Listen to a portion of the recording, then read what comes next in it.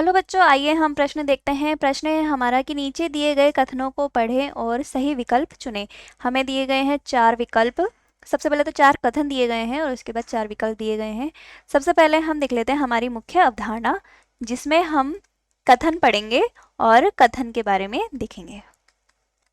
तो हमारा पहला कथन है जो कह रहा है कि ग्रेट ब्रिटेन में औद्योगिकीकरण के बाद मेलेनॉइज्ड मौत की संख्या में बढ़ोतरी प्राकृतिक चुनाव का एक प्रमाण है।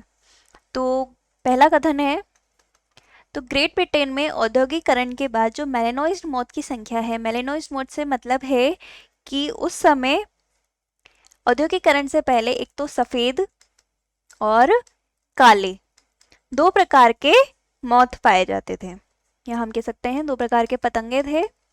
अब औद्योगिकीकरण के समय जब अधिक धुआं उठने लगा तो उस समय सफेद मौत जो थे उनकी संख्या में तो आने लगी कमी और काले मौत की संख्या में वृद्धि होने लगी, जो कि किसका प्रमाण था?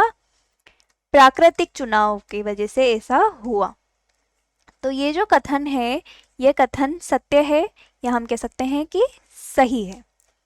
अब दूसरा कथन कह रहा है कि जब एक समष्टि के अधिक जीव एक औसत लाक्षणिक मान यानी मीन कैरेक्टर वैल्यू को प्राप्त करते हैं तो इसे विघटन कहते हैं। तो ये जो कथन है ये कथन गलत है। ऐसा कैसे? हम देखते हैं कि जो क्या होता है, औसत चरित्र मूल या औसत लाक्षणिक मान जो है प्राप्त करने वाला जो जीव है वह क्या कहलाता है? वो किस में आता है? वह स्थिरीकरण में आता है, ना कि विघटन में। तो इसलिए यह कथन जो है गलत है।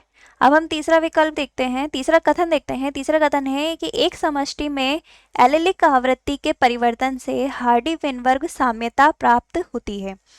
तो यह कथन जो है यह भी गलत है। यदि किसी समष्टि में एलेलिक आवृत्ति में परिवर्तन होगी तो उससे हार्डी-वेनबर्ग साम्यता नहीं मिलेगी, जबकि उससे क्या होगा? उससे जो संतुलन है, हार्डी-वेनबर्ग संतुलन जो है वह बाधित हो जाएगा। इसलिए यह कथन भी गलत है। अब हम देखते हैं चौथा विकल्प। चौथा कथन है आनुवांशिक अपवाह आने वाली पीढ़ियों में जीन या एलेलिक आवृत्ति को परिवर्तित करता है।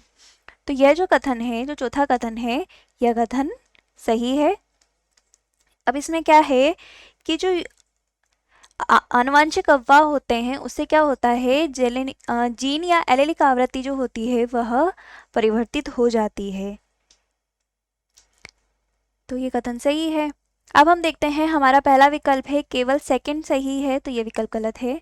केवल फोर्थ सही है, तो ये भी गलत है। 1 एवं 4 दोनों सही है, तो यह कथन विकल्प सही है। 1 एवं 3 दोनों सही है, तो यह गलत है। तो हमारा जो उत्तर है वह होगा विकल्प सी, यानी कि कथन 1 और कथन 4 दोनों सही है। आशा है आप उत्तर समझ गए होंगे।